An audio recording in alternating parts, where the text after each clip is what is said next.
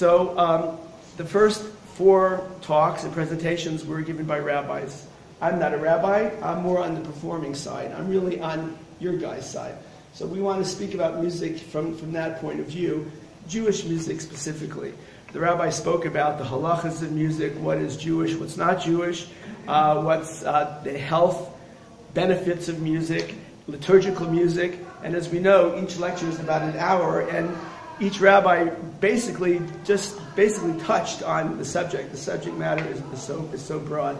I want to start out a little unusual, and that is just to make a couple quotes from a book that traces, it's called There Was a Fire by Ben Sidran. Ben Sidran is one of the Hollywood players. When I say he's a musician himself, he's a producer. He's not an Orthodox Jew, but he's a very caring Jew and a very involved Jew. And he's seen everything. He has seen the progression of the music industry from the inside. It's a book that, if you're into music and you're from my generation, from the 60s on, even though he starts way before that, it's fascinating. And his premise is really that the overwhelming amount of people in the music industry were always Jews. Not only the producers, the writers to a great extent. Here comes David, Baruch Hashem. The producers, the writers, and a number of the singers as well.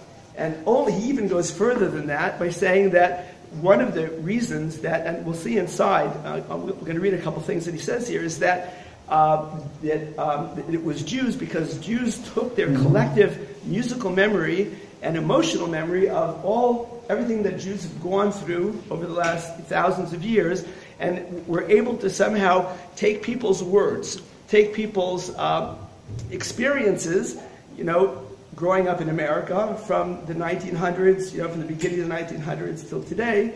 And today, I don't know, the book was maybe published about 10 years ago. But we had a special gift of being able to translate the music, a certain music that really fit the words, right?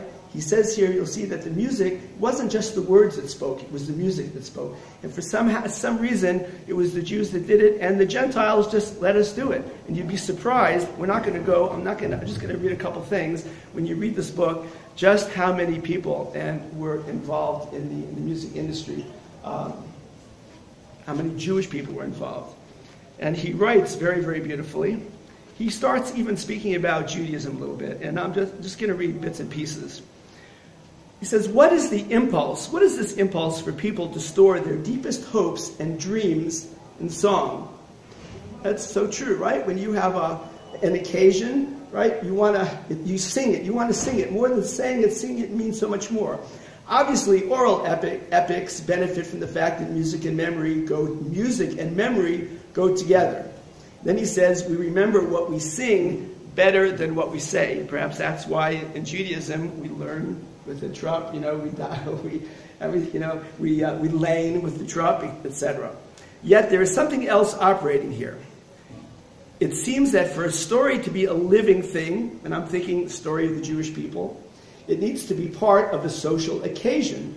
And I'm thinking of Pesach, for example, or maybe any other historic occasion that we celebrate as a people. Hence the ritual, he says, even today for a minyan of 10 men to be present to hold the Jewish service. You cannot tweet a minyan or Skype a bracha. There must be a physical gathering. And music is the best social lubricant ever devised. It is the way people come together most naturally and perhaps most profoundly. I give kudos to our Rav, who tries to get us to dance every Friday night. Not everyone participates, but I think those that do appreciate exactly what Mr. Ben Sidran is saying. It's a lubricant, and it's much more. Just to skip up, it is as if we are all notes in the ongoing symphony of our people. I mean, he speaks like a Rebbe here almost, but that's beautiful. Alone, we are a mere punctuation of the silence. With others, within the context of our people, to extend some philosopher's point, together we are music. We have meaning when we're together. In the modern world, we usually see music as an artistic endeavor. he says organized noise, but it is, and has been for centuries, been much more than that. It is a community in action.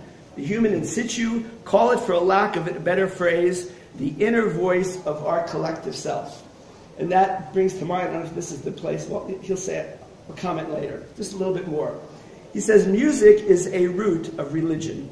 Now, like I said, he's not observant, but he does go to shul, and he goes with his family. He's very close to our Jewish people. He says, again, music is the root of religion. Why not? With today's multi-platform technologies, it's difficult to imagine an era, and this is so fascinating, when the only time one experienced music was live, in the moment, as it was being created. Right? There was no MP3s, there was no radios or anything. Most of humanity, the only time you heard music when you were with the musicians and it was playing and you were part of that experience. But once upon a time, and for a very long time, music put the individual at the precise moment of creation. In other words, in those days, while the music was being created, we were part of it. Humanity was part of it while it was happening.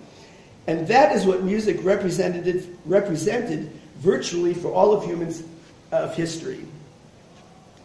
But the creation of what? What, in other words, what were they creating when music was done and we were there listening to it live? So he says the answer, I think, is memory. Not just that song, and this has to do, I think, with a lot that we spoke about over the last 4 weeks. Not that your song helps people remember their own story as it is being told. That's obvious, right? Song, you're singing a song, remembering your past, whatever it means. Rather, that the act of singing replicates the original emotions of earlier people. How much do we long to hear the nigunim of the BAYT Medrash, right? When someone says, to Shlomo Karlibach, your Rev Tursky's famous statement, he called him a ganef. He said, a ganef?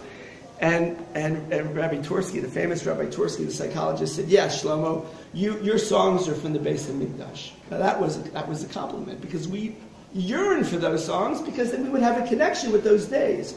Rather that the act of singing replicates the original emotions of earlier people. Maybe that's why, even though we move on and music changes, but a good niggin from Europe, a good niggin from the Stadt, and Kalman's an expert in that, and probably David as well, right, has meaning for us because, we somehow can place ourselves in their seats.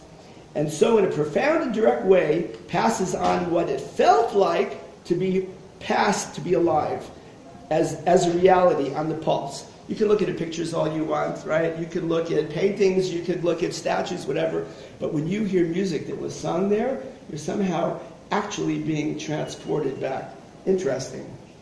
And then he says your feeling is knowledge. You don't know a thing until you feel something about it. If you can't feel something until you stop, if only for a moment, trying to understand it. If only for a moment, this moment. Hence, popular music is part and parcel of our spiritual self. Now, obviously, he's writing here about popular music, and he's going to go on and on. Maybe we'll see this later, but there's one other thing I wanted to say over here. Yes, turn over here, see what it was. Yeah, okay, a little bit more. Nusach is an example. Nusach is an example of how, in the Jewish tradition, not only is there music in the words, and this is beautiful. In our tradition, not only is there music in the words, right? We have words and we sing music to it. So, but the words bring on music. He says, but there are words in the music. I think he's saying the music is telling us something. The music itself is communicating. It's just not la la la la la. There's words in the music.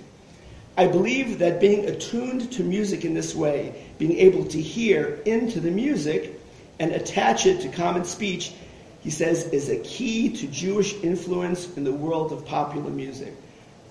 He feels that that's an innate thing in the Jewish people, and one of the reasons why so much of modern music, and perhaps even before, was influenced by the Jew who knew how to put the how to hear words in the music.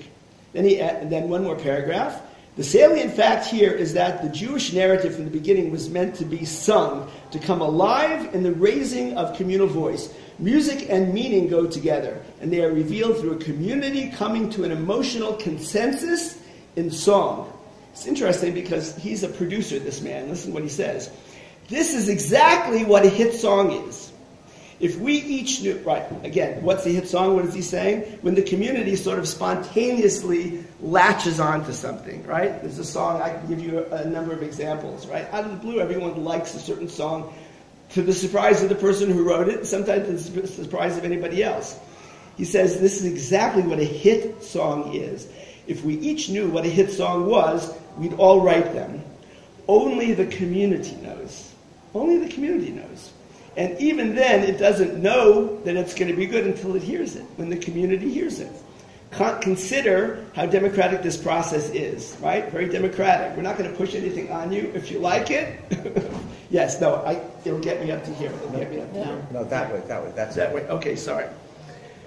Consider, It is the community that chooses the hits. We can control what they hear, but we can't force them to sing along. I just thought of a few things like, for example, lately, Benny Friedman's Yesh Tikva, right? Yesh Tikva. I'm sure when they wrote it, they thought maybe it was a good song, but the entire Jewish world, you know what song I'm speaking about, right? It propelled him onto the Jewish charts, but everyone was singing it. And it's funny how now it's not so prominent anymore, right? It became communal. So I think what he's saying, and what I would interpret when something becomes so popular, it's speaking to us as a people, right? Not everybody, obviously. It was like, I think it was a rock. It is a rock, or it's a disco type of a feel. So maybe it was more the young people. Maybe, some of the Hasidic Welt was not so involved, but it certainly spoke to people. MBD, when MBD came out with Moshiach, right? That became, to this day, it became, I think it was the theme song of Eretz Yisrael, right? Again, there was something about a communal thing. Eighth Day did a couple things. It was when they had the video where they're in Sobeys with the carts. What song was that? It was very popular lately. And there's a Breslov song. I forgot the words. Via filo da da ni ni di di di ni ni ni ni la la. What?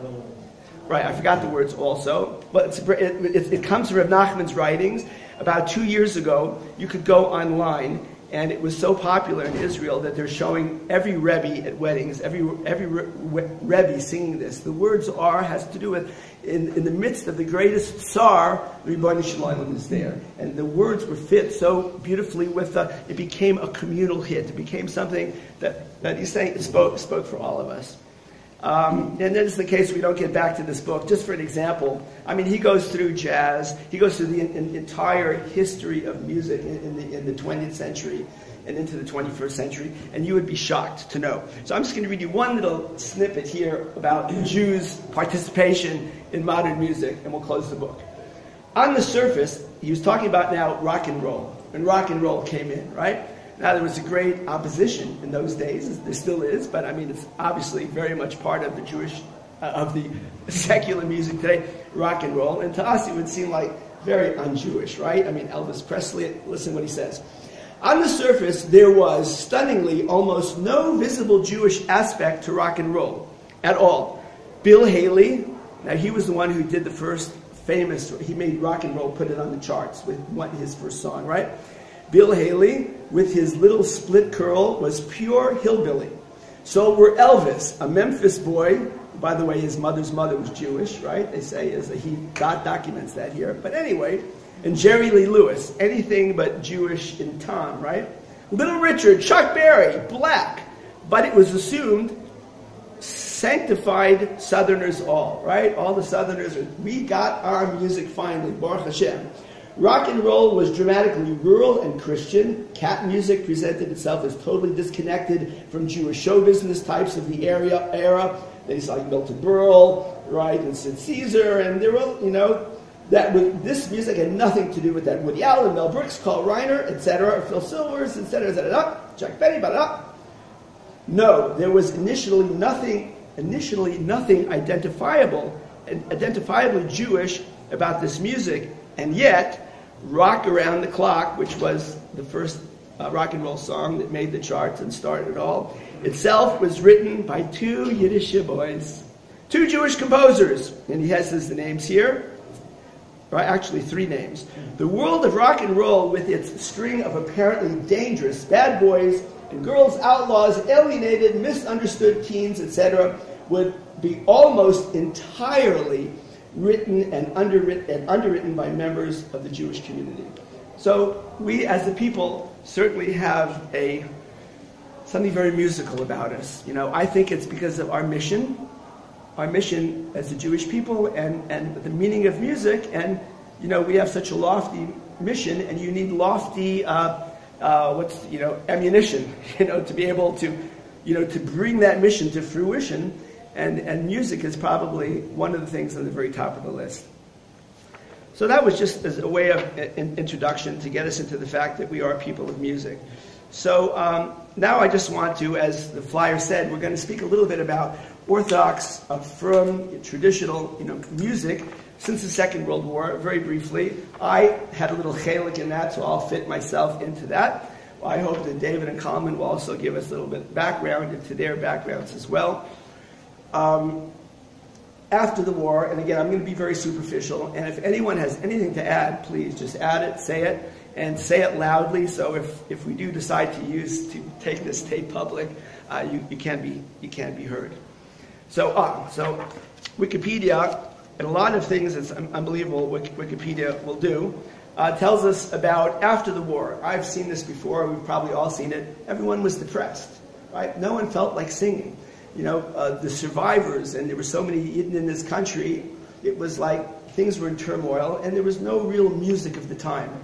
So comes along two famous people, one who just passed away very recently in the last few weeks was Ben-Zion Shaker, who started to record the Hasidic music, because that's all we had. The Hasidic music of the pre-war years, he wanted to preserve it, and he did a very good job of doing it, and I guess they had, I don't know if they had LPs in those days, but people were starting to now be able to listen to the past music, but they didn't have their own, there was no expression yet of the 50s.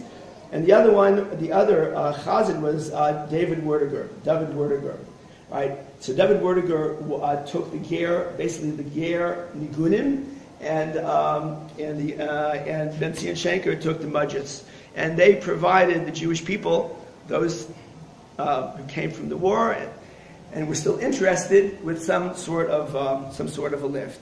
Now we know, I think, in my own estimation, again, not going too deep into it, but it was really Shlomo Carlebach who was a product of his times, and maybe we'll speak about that a little bit later. That we all are products of our times, no matter how religious, committed to Yiddishkeit you might be, but we're a product of the general sviva.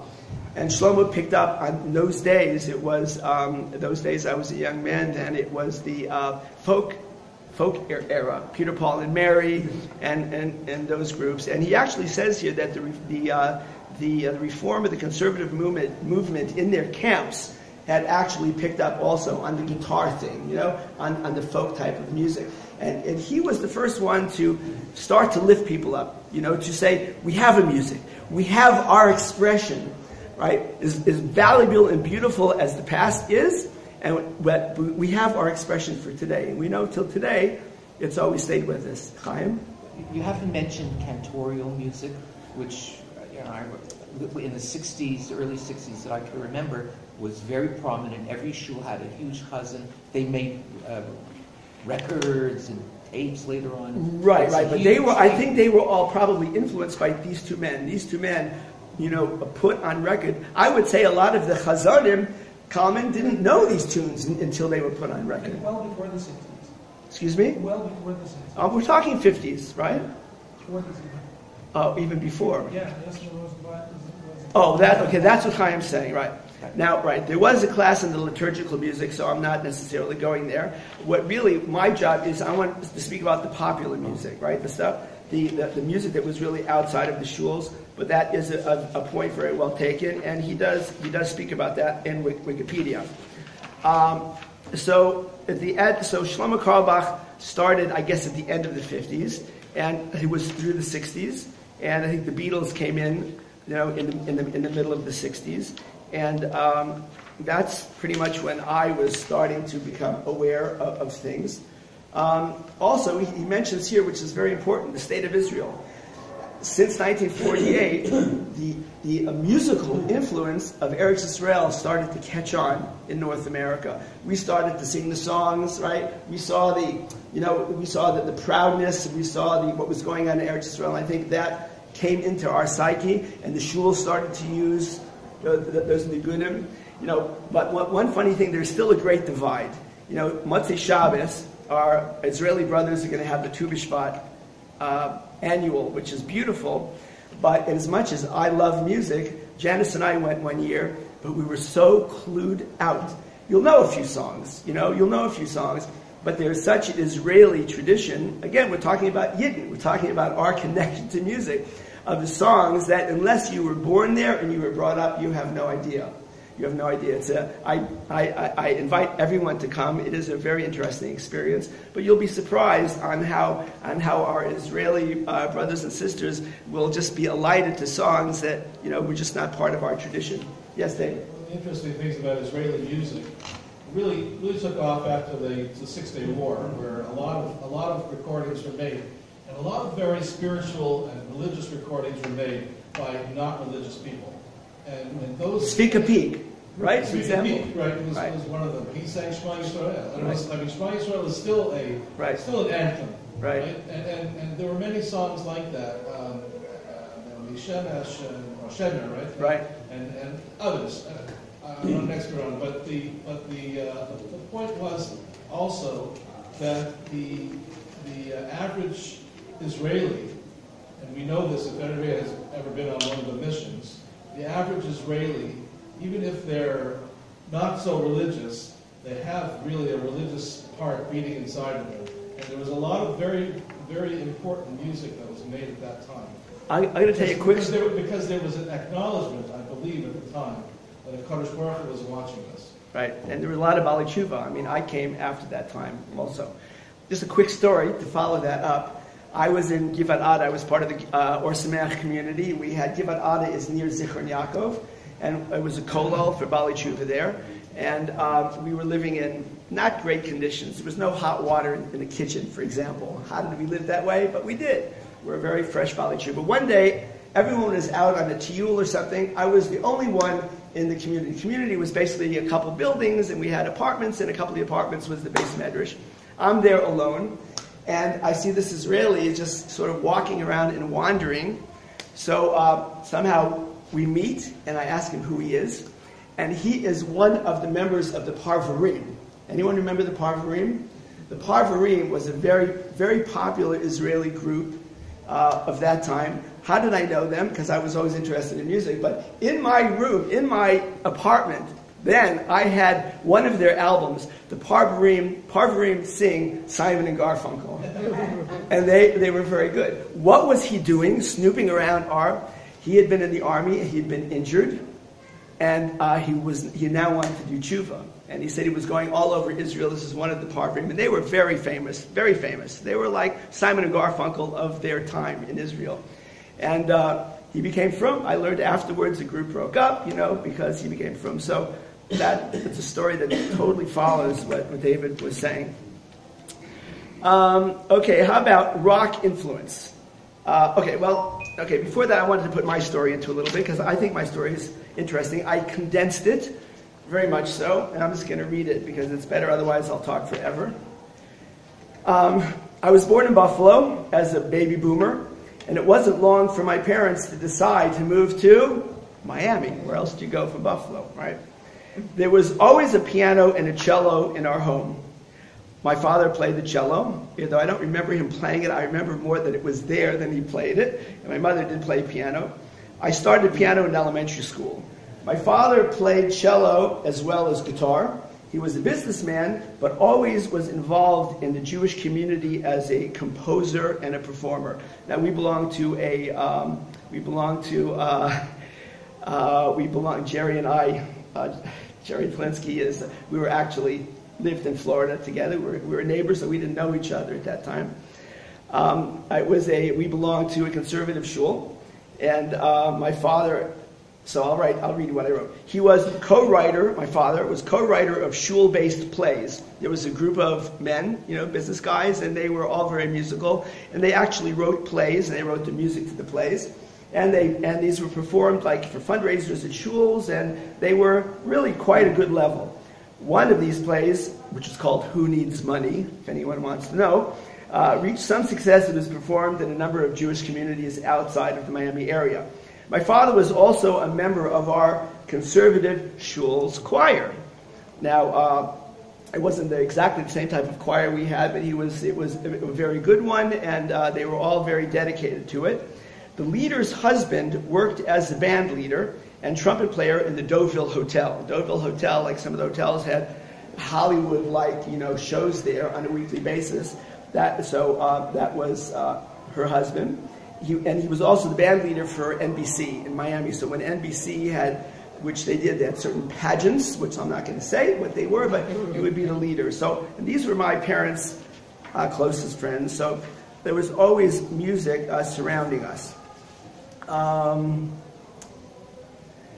And by the way, that couple, right, the leader of the choir and the trumpet player also taught at the Jewish day school, which is, to their credit, was the Miami Beach. It was the only Jewish day school, and it was a from school. Now, my father was stationed in England during the war.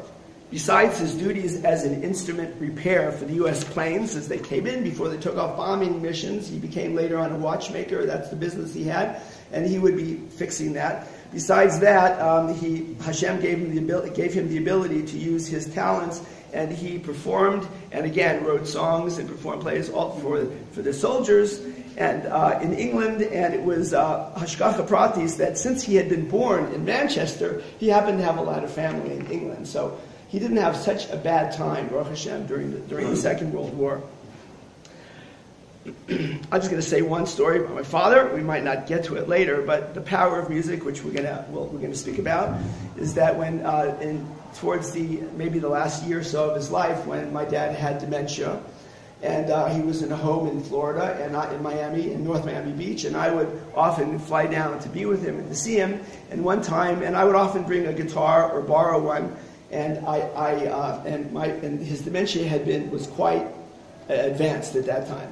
And I started to sing a couple of the songs that he had written during that time. And he perked up, he remembered the tunes, and he started to sing the words. And the caretakers there, the nurses, they were yelling the whole building, "Come, listen to Ruby, listen to Ruby." And the whole staff came to see, it was like Trias Amazing, the power of music. Anyway, I eventually took trumpet, and then I taught myself guitar in university, and I was in the jazz band. After graduate school, a close friend of mine invited me to cross the Atlantic Ocean on a 69-foot ketch. Ketch is a sailboat with two sails. Now, why did I go? Because who wouldn't want to go on to such a journey? But I really wanted to go to Israel, not for religious reasons, but I wanted to go, and it was a 3-month journey with a lot of adventures. And there, I'm saying this because music had a pivotal role in my life, and that was the long nights of sailing. We all took turns, and you'd be for 2 or 3 hours at a time at the wheel, under the stars, under the sky, surrounded by water in the middle of the Atlantic Ocean, and I was the only Jew out of 6 people. I began to feel my Yiddishkeit. I began to feel my Jewishness. I began to feel something. I was different. And what's the only thing that saved me? What was the only connection I had? You guessed it. I remember I knew only 2 songs, Hava Nagila and Adon Olam. All night, Hava Nagila and Adon Olam. Just to keep connected, right? Did I know why I wanted to be connected? I had, but power of music. Anyway, I'm going to skip a bunch of things. I went to Israel. I went to other places. Came back to Miami Beach. I met a certain rabbi by the name of Baruch Taub, who was a makar of me, and I became part of the NCSY crowd. And again, it was music that was my ticket to being accepted socially. Because I could sing, I could play with my guitar, and I started to experience Orthodox life for the first time. And Shelley Lang and others would come down from New York and, and play for NCSY, and I started to learn the words and some of the songs from those days. This is the 70s. This is the early 70s. And Jerry Katz, who today is known more as Yehuda Katz, Revel Lesheva in Israel. Revel Lesheva was a very popular band over the last number of years. And so he eventually made Aliyah. He was also, Jerry Katz was a big musician, etc. Anyway, so I was in Or Sameach, and from Or Sameach, someone wanted me to join the band, so I bought a used trumpet, and I didn't know any songs. I learned, and then I was in a band that was really the only American type band in Yerushalayim, and we would do weddings in Yerushalayim and Tel Aviv and all over. And I just want to this will be my little jump into as how music has changed from then to now. I'm going to just, in the sake of time, I'll try to be Mekatzer. And that is, in those days, in the middle 70s, when I was, playing at weddings, the music was basically, I wouldn't say just Hasidic tunes, but very simple, la la la na na na na na na na. Take any older Hasidic or even music from that time, there were no fancy introductions. It was just the words and the music. And I remember, people, not only Hasidim, every type of Jew, just dancing and singing these simple songs. It was a different world. It was a different world. Today, chasanas, or the music in chasanas, as you know, are very, very different, and we'll speak about that a little bit later. Anyway, during that time also, when I first started, that's when Jewish music really took a turn. The biggest turn was, I'm not going to read it, was Diaspora Yeshiva Band. So one of the main guys there is Avram Rosenblum, who's a very good friend of mine. We used to play weddings together before he formed the Diaspora. This is an article, I'm not even going to bother to read it now, which Ruby Harris, which is his violin player, and he claims, this was a newspaper article, that the Jewish music can be defined as before Diaspora and after Diaspora. Because before Diaspora, there was no rock, there was no contemporary music. They were all Bali Tshuva. So how are they going to relate to Yiddishkeit, except for the music that they brought from their former life? And they became very popular. And so they say, until today, which today is infused with the popular idioms of music, rock, and all sorts of things, they say they take the credit, positive credit for it. Another great influence was Mordechai ben David. Why? Because, and this I heard from one of the great producers, it was on the radio not so long ago, and he said that Mordechai was an inventor because Mordechai was a popular singer who sang new popular songs. He was like a performer. It was something that up till that time we hadn't seen, right? We saw the Hasidic singers, the Chazan singers, we saw Shlomo Carlebach, but he sort of brought it to a different level, and he was very successful. He did over 30 albums, plus many, many other songs. So Shweki is the new really king, I would think. It's arguably, right? He probably hasn't done more than 5 or 6 records, right? All amazing records, but I'm only saying it to say 30 albums. He didn't have much competition in those days, and I'm sure every other day there was... and also in those days, our kids, and probably a lot of people's kids here, they all grew up with the choirs, right? The choirs also became... So basically, during that time, from then until today, Jewish music has become more and more connected to, I think, the outside music. And then Megama, I just have to say Megama. I think Megama, from my experience and the Bali Tshuva from that time, they really are. The theme song was My Zadie, right?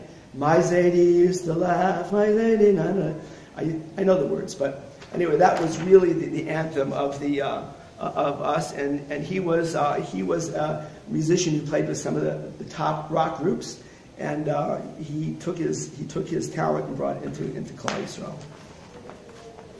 Okay, what next? So I'm going to be very Mekatzer here, and this is we spoke about, and the rabbi spoke about in the very first session about a little bit about what's appropriate, what's not appropriate in terms of Jewish music. There's an article that went around the internet, it was probably a number of years ago, and it's the person doesn't say who he is, but basically he's saying that it started off where parents were the Rebbe told the parents that he had the son had to only listen to Jewish music. that if he didn't only listen to Jewish music, it would be negative to him. So he goes through very knowledgeable Talmud Chacham, whoever this person is, basically saying that you can't do that. And he brings proof from many from poskim and everything. Yes, Kalman? Make sure we're talking about that. Yeah. It's very open-minded in the way. Basically, what he says. The bottom line is that what chinuch is you're teaching your children to be prepared for the world. You're not pigeonholing them into something that if they decide that's not for them, then and they break away from it, then the rest of the world is. If you say only Jewish music, then later on, if they hear some Beethoven that they happen to like, well, that's not Jewish music. I guess hard rock, whatever killer, terrible music must also be okay. You have to be mechanech. You have to mechanech our children to make, and ourselves, right, to make judgments. There's absolutely nothing wrong with non-Jewish music, and that might be something that's controversial also. But it's like Rabbi Zurin said in his second. It was beautiful that when someone went, I think he asked Reuven Feinstein about the fact that his father, seemed to paskin that you have to be careful. He was very machmir on music. You can't sing with pesukim, and he was taking the hard line of everything that we learned there. And he asked if Reuven Feinstein was the son of Moshe, and Reuven Feinstein says, well, we don't paskin like that, right? He thought that was quite unusual, his father, but we don't paskin like that. I don't think we can. I think that the Hasidim, I will say something in my own, and everyone can pipe in. By the Hasidic world, if you're living in, I don't like the word isolated. If say a community, whatever Hasidic or whatever it might be, even Eretz Yisrael, it might be maybe the people living in the Shomron, right, are isolating themselves. It's like a negative word. It only means they are totally satisfied as a human being within their own culture, right? If I'm not listening to the radio, not watching television, I don't have the influence of the outside music, then I'm perfectly happy with music the same music that my ancestors sung, right? The same. But most of us, since we live in the world, we are affected, and there's no way. And you see Jewish music today. Shlomi Shlomo Simcha just came out with a new album, and he told me that it's a beautiful, beautiful album. Half of the songs are slow, and the other half are very upbeat. There's only one which we would call, what's the word? Freilach. Freilach is the normal, more of a European style, right? So he told the producers, and a lot of money was spent on this album, and it's like a major album, that he wrote a song, and he wanted to be in the album. And when the producer found out that it was a Freilach, just a happy, nice, type of indication. No, can't do that. No, I could kach in today's market, and again, I'm not putting a value on this. I'm just saying sort of what is. He got his way, by the way. The last song of the album, he did put it in, and it's the beautiful. It does sound like the Hasidic music of old, right? Which really gets to your heart. I just want to say, I want to jump in terms. I know I'm jumping all around, but just throwing out these. As a musician, I love to play this modern music, right? I love to play the rock and the disco, and it's a big geschmack to be up there. Many years ago, I was at a wedding, and when I was really more active playing, I'm not so active anymore. I was at a wedding at Cleveland, and the band in Cleveland was doing the same kind of music that we always do. And I was trying to dance, and I realized how awkward it was to dance to that, right? How awkward it was. At this point, I want to say this. Oh, okay. It was awkward, right? It was awkward to dance to the rock music, and I wondered, what was I doing? I was loving it, playing it there, but I couldn't relate to it dancing. Then I felt, now I understand, and in those days, the Rabbanan and older people were very vocal. Coming up to the band, you have to stop playing that. There was incidences where people would pull out the plug, or they would try to find where the volume was and turn the volume down. And they never prevailed. I mean, these are rabbis and people that the Bachrim respect. So why don't they respect them or listen to them when it comes to the music? Not only the loud, but what some of us might say is inappropriate. So I think And I was going to talk more about the spirituality of music. I'm just going to touch on it. And that is, there's an amazing book. You have to, if you're interested at all, The Mystical Power of Music by Avram Trogman. You know this book? You know this book? He lives in Eretz Israel. He's North American. He's a rabbi. It seems to be like a Baal Tshuva to me, but he's very brilliant. And he brings basically what he says, why is music so integral? And he says from a scientific point of view, today when we understand quantum physics, quantum mechanics, right? Since the 1970s, we can see into atoms, into the inner workings of the world more than we could ever see before. And it turns out, I'm a total Amma Arts with this, but it seems like the scientific world sees the world now as waves. Everything really is based on waves. And what's music? Music is waves. So we all are in our essence of essence, which we'll never see, we never can really relate to. But underneath it all, we all have vibration. We all vibrate and we have waves. So, and he says everything that Hashem created, if it's wood, if it's, even says even inanimate objects can have some sort of a soul, can have some sort of a, so we are a very complicated conglomeration of these waves, right? We come from a Jewish tradition, right? We grew up with something. It's part of it. It's part of our wave system. And once it's part of your wave system, it doesn't go away. And I'm going to show you in a while, right? When a person's a Baal Tshuva, and after years he can become as frum as he wants to become frum, and I guarantee you, according to another book, which is this book over here, The Lost Self. Anyone know this one? Also, this has Haskamas from all the top Rebbeim in Eretz Yisrael. A guide to a healthy, stable, sensible tshuva. Talking about Bali tshuva and the problems with Bali tshuva. Because many of us try to become so frum because we see the beauty in Yiddishkeit, but we blow it. And many of them go off the derech and they leave, or their children leave, because they deny something that it became so much part of their vibration, so much part of the waves. He says it's impossible. I'm not going to read it. I was going to read a few things here. But he says, in order to be healthy, a person has to understand, has to really understand his makeup. He has to understand the Torah also wants us to have a geschmack in life, right? We can't deny ourselves things that we physically and emotionally need. And if we are so, and he brings all sorts of rayas and proofs over here, it's very frum, that he says, you can't do anything that's not permitted.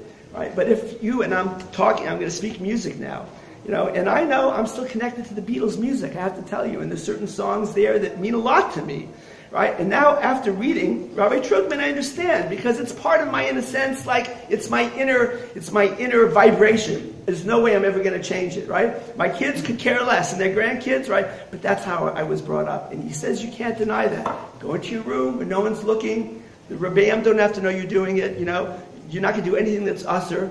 Put on a song, listen to it, right? Let it bring you back to where it wants to bring you. Even today, when you want to have a good cry, we all need a good cry sometimes. Certain songs that I know, I happen to like certain Broadway songs, right? And you want to think about your family, you need the music, which will, nothing wrong with it. Anyway, again, right, beautiful. I thought of this as an example, by the way. If I just walked into you today and I went like this,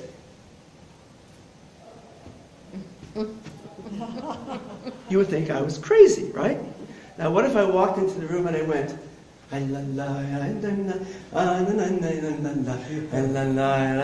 oh, that's different, but I'm doing the same actions.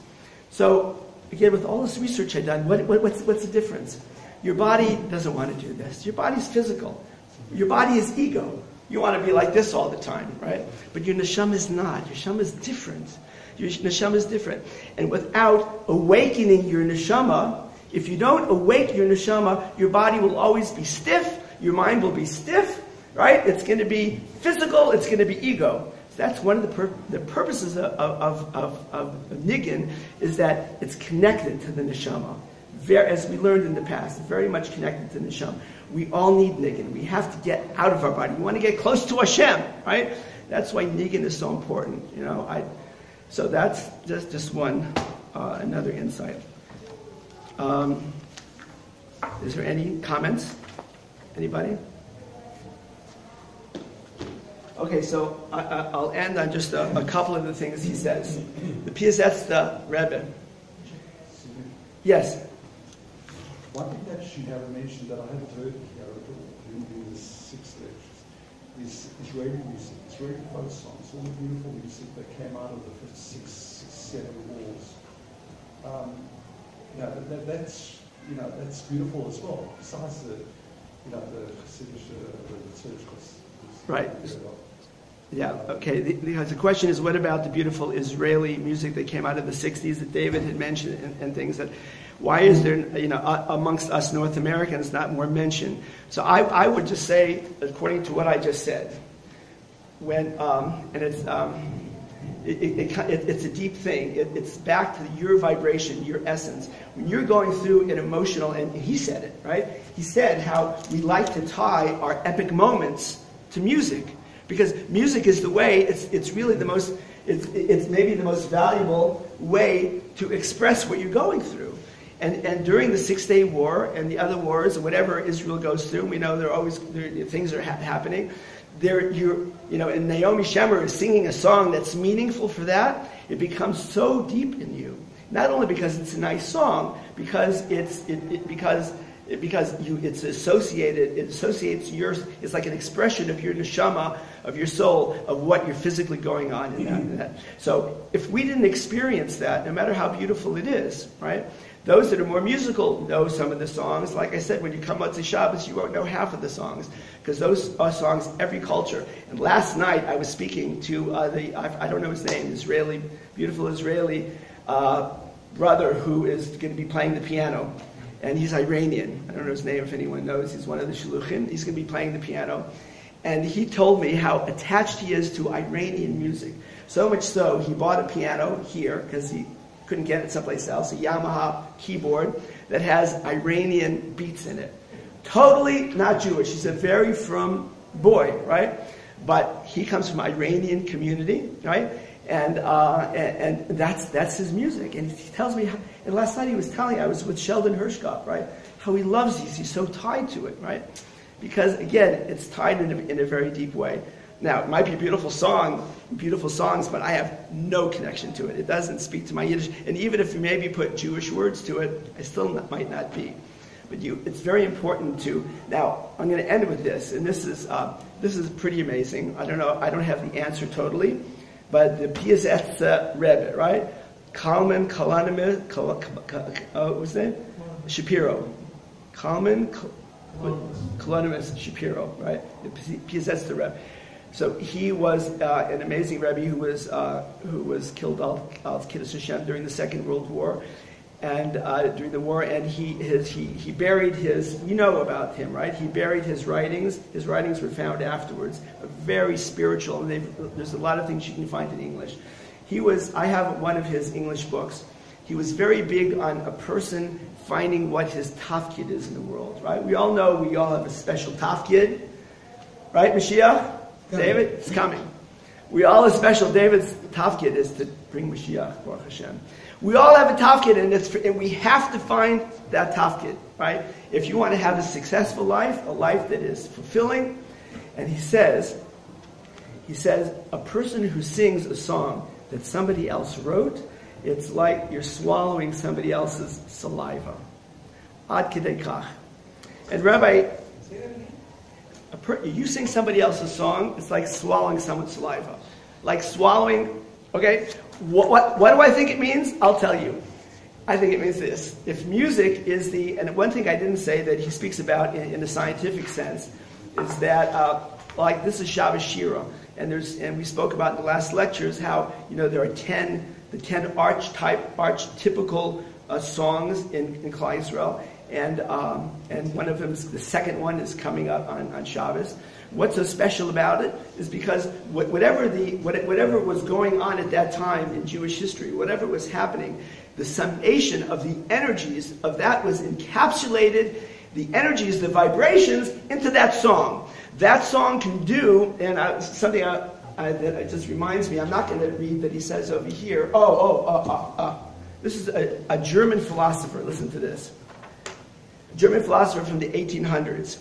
He says, just totally, Music differs from all other arts by the fact that it is not a copy of the phenomena. Like a painting is a copy of somebody, right? You make a statue, it's a copy of something. Music's not that way. Or more exactly, this was a non-Jewish German philosopher. Or more exactly, he says, of the will's adequate objectivity, but is directly a copy of the will itself, and therefore expresses the metaphysical to everything physical. And then he says, quite independent of the phenomenal world, positively ignores it. This is music, he's saying. And to a certain extent could still exist even if there were no world at all, which cannot be said for the other arts. It's like we said before, like how we started out, right? One of the things about how he started out, that first book that I read, is that when we sing music of a historical song, it brings us back. It's not just looking at a picture, maybe that's how it was. It was. That same song is what we're singing today. So what was the connection I was making? I lost my point of view. What was I saying? What? Right. Okay. I think what you mean to say is that you can't relive the moment in time that it was composed. You can try to get into that space, but it's not the same. It's like you're swallowing his saliva. No, I think it's just the opposite. Yeah. I think he's saying you can, where the other arts are copying what it is. When I'm singing a melody that came from a certain experience, Shir Sayam, I am experiencing Kriyas Yamsuf by singing that song, somehow encapsulated in the words and more the music and the trup. Right? It's in a way, I'm reliving, I'm bringing it here, I'm bringing that energy to me. I'm not just copying it, it's actually that energy. So, a person's sum total of who he is different than anybody else. And if you want to say that we all have and it all equals a certain energy, and everyone's energy is different, and energy equals music, because music is pure energy, and that energy of music really gives us, is the closest thing to the energy itself, right? It's the closest thing to that energy itself. So, when I'm singing my own song, I'm singing myself. It's coming from my energy, from my vibration. And I saw someplace, everyone has it. You see some people walk differently. They have a stride, people talk differently. They have a certain cadence, the way they express themselves. When you come down to it, there's music going on there, right? So everyone is different. So everyone, theoretically, so if I'm singing an A.B. Rottenberg song, which I do all the time, it's like, I'm having someone else slide. He means to say, it's his energy. You're not expressing yourself. We have an obligation to find out what our song is and to be able to sing it. There's no time now, but he goes on. He says, there are ways to do it. We have how to find your inner song. We have to daven for it. We have to think about it, look for it. There's, all sorts of ways of finding it. But it's fascinating. I would say like this. I would say, just to end, and I'll comments, is that, it's true we all have our energies and our vibrations, but as a group we also have a common vibration. And that common vibration, it can be expressed. There are talented people that can express that common vibration that we all get attuned to, right? The song, one of the most emotional songs to me, which I cry almost every time, and I sing it, in other words, by heart, 1 billion times, and I can still cry, is Joe DiMaggio's song. Joe DiMaggio's Card by A.B. Rottenberg, right? It's talking about Klal Yisrael, the love of people, the love of learning Torah, the difference between someone who supports Torah and someone who can learn. It puts it all together. It doesn't have to come from my saliva. It's a communal thing. So that's why I think, the Rebbe is right. It's like doing it, but come on, we can't all get to that level, right? And if I sing a Beatles song, maybe it's part of my DNA now because it was so much a part of me later on. But it's not going to affect me like the A.B. Rottenberg song. So that's how we'll end. We have a job to do, and it's not just a job to do is like, what is our song? Whatever that means, we have to find it. We have to, and we have to participate. it bothers me a little bit, and I know everyone has their opinion. I'm not criticizing me, but I like to get up and dance. I'm one of those guys that, right, even my wife makes fun of me. What's that? You have to do the homework. Have to do the homework, right? You Right. We have to appreciate it. I want to give you like a couple things that I do. Sometimes when I'm down or I want to show Hashem appreciation, but I don't. Sometimes I feel so far away. I'll put on a certain song that I know is going to move me, and I know that song will move me, and it'll bring me closer. It will bring you closer to Hashem. If I feel like I have to cry and I just can't do it, but if I listen to that A.B. Rottenberg song, it's going to make me cry. But it's the release. It's, when you cry, it's your soul is sweating, as they say. Any comments, please, before we stop? I don't want to go over the area. I'm very curious, when you close the door, which is the Beatles song that you like to listen to? You know what I liked about the Beatles songs? Remember, like, dun, it's been a hard day's night. It was happy. It was happy. I think that's right. Like the girls and my wife could tell you every word. I never focused in on the words, right? It was just the beat and the music and the release. And I think that's maybe why they were so popular. As a musician, by the way, and if you play the music, you see how integral and how interesting their chord structure was, and their changes musically, it was phenomenal. But I think it was that, it was that sense of release that maybe the whole world felt, And like he said, you don't know it's going to be a hit. No one thought that Beatles were going to be a hit. If it wasn't for a Jewish guy who discovered it and made them famous, right? Yes, Jerry, you want to say something? No? David, do you have any final words? Not really, but music is also a function. I think you said it before, like, if we grow up in a certain era, we're probably going to be drawn to the music of that era. But sometimes there's time and place that puts us in a completely different category. A circumstance or just a place that you're in where you need that little bit of inspiration. And music is what brings that out. So I just want to share with everybody just an experience that I had.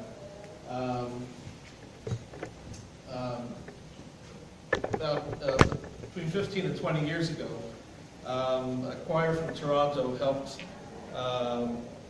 helped with the Haas concerts, which are the biggest Jewish concerts in the New York area. It's an annual concert. This year they had their 30th.